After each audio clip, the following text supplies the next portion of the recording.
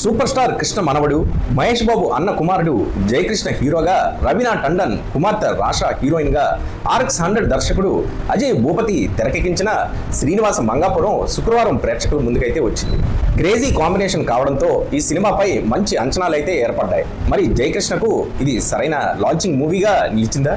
రాషా తన నటనతో తెలుగువారిని ఆకట్టుకుందా? తెలుసుకుందాం. కథలోకి వెళ్తే, తిరుపతిలో పెద్దిరెడ్డి అంటే అందరికీ భయం. తన అనుచరుడి కుమార్తెను ప్రేమించిన యువకుడికి శిక్ష విధించే సన్నివేశంతో సినిమా ప్రారంభమవుతుంది. అదే సమయంలో సీను అక్కడికి వచ్చి ఈ సంఘటనను చూస్తాడు. దీంతో పెద్దిరెడ్డి ఎంత భయంకరమైన వ్యక్తో ప్రేక్షకులకు అర్థమవుతుంది. ఆ తర్వాత పెద్దిరెడ్డి కుమార్తె మంగపై సీను ప్రేమ పెంచుకుంటాడు.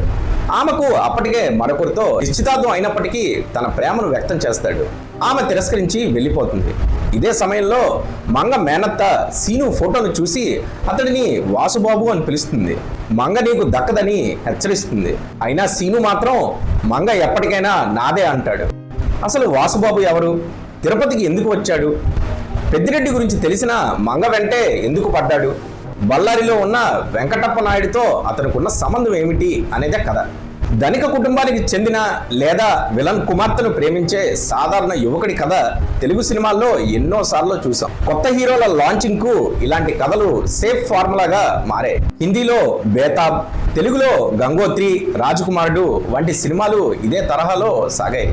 జయకృష్ణ తొలి సినిమా కోసం కూడా దర్శకుడు అజయ్ భూపతి పెద్దగా రిస్క్ తీసుకోకుండా ఇదే పాత ఫార్ములాని ఎంచుకున్నాడు. ఇంటర్వెల్ తర్వాత వచ్చే ట్విస్ట్ కూడా ఇప్పటికే చూసేసిన భావన కలిగిస్తుంది. బలహీనమైన కథనం, దాదాపు 2 గంటల 40 నిమిషాల నిడివి ప్రేక్షకుల సహనానికి పరీక్ష పడతాయి. జయకృష్ణ తెరపై ఆకట్టుకున్న లుక్ తో కనిపించాడు.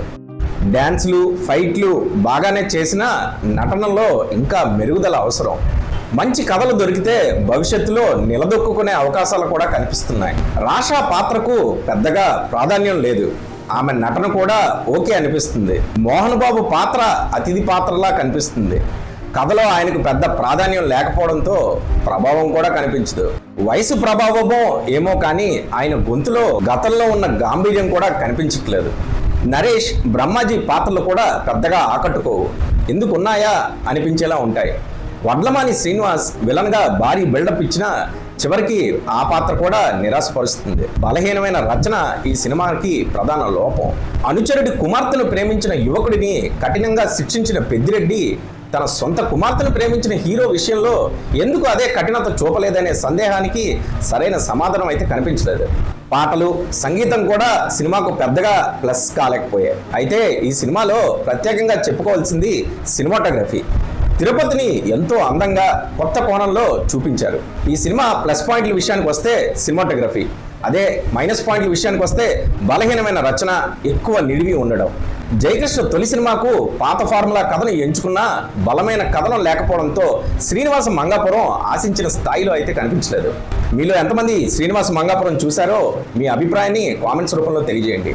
అదేవిధంగా BRN న్యూస్ని ఖచ్చితంగా సబ్స్క్రైబ్ చేయండి.